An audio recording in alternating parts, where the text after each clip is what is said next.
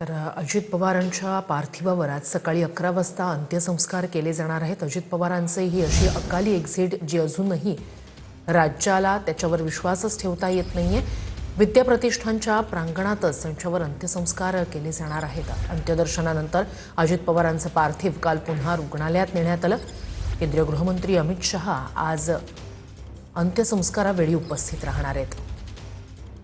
अधिक या सगळ्या संदर्भात जाणून घेऊया आपले प्रतिनिधी दिनेश दुखंडे यांच्याकडनं। दिनेश, कालची सकाळचा तो दिवस आणि ती बातमी आली त्यानंतर खरं तर अजून सुद्धा राज्यात कार्यकर्त्यांना असतील, त्यांच्या कुटुंबियांना असेल आणि राज्यातल्या अनेक त्यांच्यासोबत काम केलेल्या सहकाऱ्यांना सुद्धा खरं तर अजूनही विश्वास बसत नाहीये।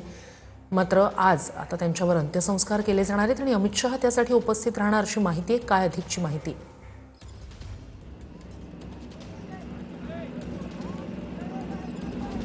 होय, देशभरातून राजकीय क्षेत्र असेल, विविध क्षेत्रातले मान्यवर तर उपस्थित राहणारच आहेत। केंद्रीय गृहमंत्री अमित शहा हे बारामतीत येत आहेत। अजितदादा पवारांच्या अंत्यसंस्काराला ते उपस्थित राहणार आहेत। जवळपास 6 ते 7 राज्यांचे मुख्यमंत्री उपस्थित राहणार आहेत। तसंच महाराष्ट्राचं संपूर्ण मंत्रिमंडळ उपस्थित राहणार आहे।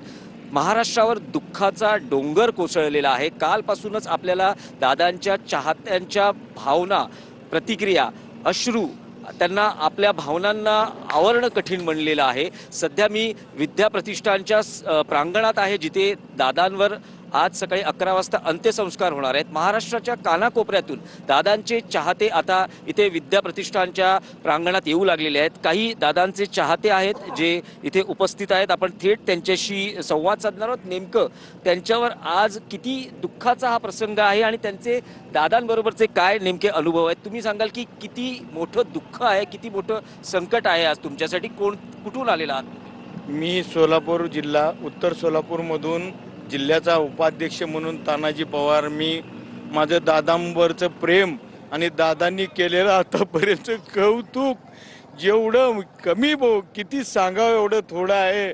दादांनी या महाराष्ट्राला फार मोठं भरभरून पुढचं नियोजन करून ठेवून दादा आम्हाला मधूनच विसरून गेले। दादांनीच आता आम्ही पोरकं झालो। दादांनी तरुणांना वळण लावलं। या दादांचं इतकं सहकार क्षेत्रातून असेल, साखर कारखान्यामधून असेल, शेतकरी आता उघडा पडलेला आहे। महाराष्ट्रातल्या शेतकऱ्याला आता कोण वाली उरलेला नाही आणि दादा ही मराठी भाषेतून सगळ्यांना मिळून घेऊन जाणारी हे व्यक्ती हरपून। तुम्ही कुठून? मी उत्तर सोलापूर मधून आलो, अशोक नामदेव पवार। काय तुमचं व्यक्तिगत दादांशी अनुभव होता? दादाच्या कामाला तोड नव्हती। दादा काय असं काम घेऊन गेले का, दादा पटमीट काम करून जा बाबा, जा तुझं काम बघ म्हणायचे। आता कुणाला सांगायचं साहेब? दादा कुठल्याही तालुक्यातनं गावातनं समाजकार्याची कामं आली की पहिला अधिकाऱ्याला सही करून म्हणायची, जा तिथं आधी त्या साहेबाकडून मंजूर करून घेऊन जा गावाकडे म्हणायची। तुम्ही सांगाल काय तुमच्या भावना आहेत? मी जाफराबाद तालुक्यावरून आलोय, दत्तू पाटील आंभोरे। दादाच्या बद्दल सांगायचं झाल्यास, दादा गेल्यामुळं हे जे दुःख आहे हे खरंच सागरा एवढं दुःख आहे, डोंगरा एवढं दुःख आहे, आकाशा एवढं दुःख आहे। या दुःखाची मीमांसा होत नाही। खरं म्हणजे दादा एक असं व्यक्तिमत्व होतं की या आत्तापर्यंतच्या राजकारणामध्ये एवढं मोठं व्यक्तिमत्व होणे नाही आणि हे व्यक्तिमत्व होण्यासाठी दादा सतत 40 वर्षापासून अख्ख्या महाराष्ट्राच्या बाहेर आणि देशामध्ये मोठ्या प्रमाणात काम करतात। दादाचं व्हिजन होतं काम आणि काम। सकाळी 6 वाजेपासून उठल्यापासून संध्याकाळी 6 वाजेपर्यंत अशी दादाची काम करण्याची तळप होती आणि ती तळप महाराष्ट्राला विकासाच्या शिखरावर नेऊन पोहोचवणारी होती। दादा गेल्यामुळं फार मोठा दुःखाचा बांध या ठिकाणी फुटलेला आहे। खरं म्हणजे आसवाचा बांध एवढा फुटलेला आहे। दादांनी या ठिकाणी सर्व समाजावरती, मग तो तेली असेल, तो कोणी मराठा असेल, कुणबी असेल, मुस्लिम असेल, अशा अनेक जाती धर्मावरती प्रेम करणारं हे फार मोठं। तुम्ही सांगाल, तुम्ही कुठून आला? आम्ही जळगाव, खानदेश, पारोळा, एरंडोल मधून आलोय। सरपंच असल्यापासून दादांशी जवळजवळ संपर्क होता। 99 पासून दादांशी संपर्क होता। जेव्हा निवेदन घेऊन गेलो, दादा शेकडोच्या गर्दीमध्ये होते, परंतु दादांनी ते निवेदन घेतलं आणि निवेदन वाचून फोन केला अधिकाऱ्यांना आणि केव्हाही आम्हाला न्याय दिलाय। असं दादांना सोडताना आम्हाला खूप दुःख होतंय। आपण बघू शकतो की महाराष्ट्राच्या कानाकोपऱ्यातून दादांचे चाहते इथे विद्याप्रतिष्ठानच्या प्रांगणात येत आहेत. सध्याची जी तयारी आहे ती मी पुन्हा एकदा TV9 मराठीच्या दर्शकांना दाखवतो. युद्ध पातळीवर जिथे अंत्यसंस्कार होणार आहेत तिथे चौथरा उभारण्याचं काम सुरू असल्याचं आपल्याला बघायला मिळते. काल रात्रीपासूनच हा चौथरा उभारण्याचं काम सुरू झालेलं आहे आणि देशभरातून राजकीय क्षेत्रातले VVIPs म्हणजे ज्यात केंद्रीय गृहमंत्री अमित शहा, शक्यता आहे नरेंद्र मोदी जे देशाचे पंतप्रधान आहेत तेही कदाचित उपस्थित राहू शकतात. 6 ते 7 नक्कीच. राज्यांचे मुख्यमंत्री, महाराष्ट्राचं मंत्रिमंडळ, दादांचे चाहते, विविध क्षेत्रातले मान्यवर असे सगळे आज इथे नक्कीच दिनेश.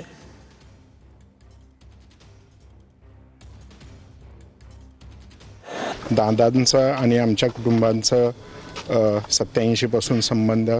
स्वर्गीय आमदार लक्ष्मणभाऊ असतील आणि दादा, जेव्हा त्यांचं निधन झालं तर दादांनी मोठ्या भावाप्रमाणे माझ्या खांद्यावर हात ठेवून सांगितलं की मी तुझा मोठा भाऊ आहे. आणि दादांनी त्याच पद्धतीनं आजपर्यंत म्हणजे कालपर्यंत प्रेम केलं होतं. राजकीय जरी आम्ही वेगवेगळ्या विचारात जरी असलो तरी कौटुंबिक आणि आमचे सामाजिक आणि इतर संबंध चांगले हे दादांनी टिकवलं.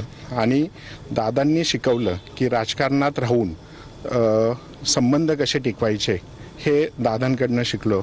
आज खरोखरच शब्द नाही आहे की खरोखर एक म्हणजे महाराष्ट्राचा दादा हरवला आहे आणि त्यांच्यासाठी निशब्द आहे. काल 8:15 दादांच्या घरी आम्ही देवगिरीला होतो.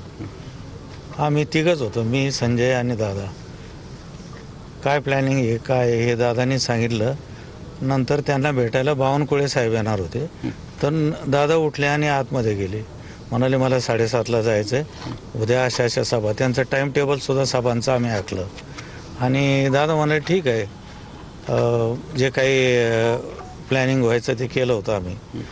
मला आमदार केलं म्हणजे दादामुळेच मी आमदार झालो. माझ्यासाठी ते 2 दिवस हॉटेलवर कधी न थांबणारे राहिलेले आहेत. मी सरचिटणीस होतो, खजिनदार मला केलं आणि सर्व काही म्हणजे विश्वासावरती एवढं करत होतो आम्ही. पण आम्ही सुद्धा जेव्हा अशापर्यंत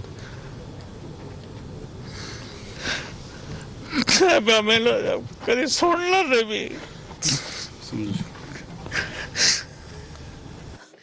आमचा माणूस गेला, हक्काचा माणूस गेला, काहीच राहिलं नाही.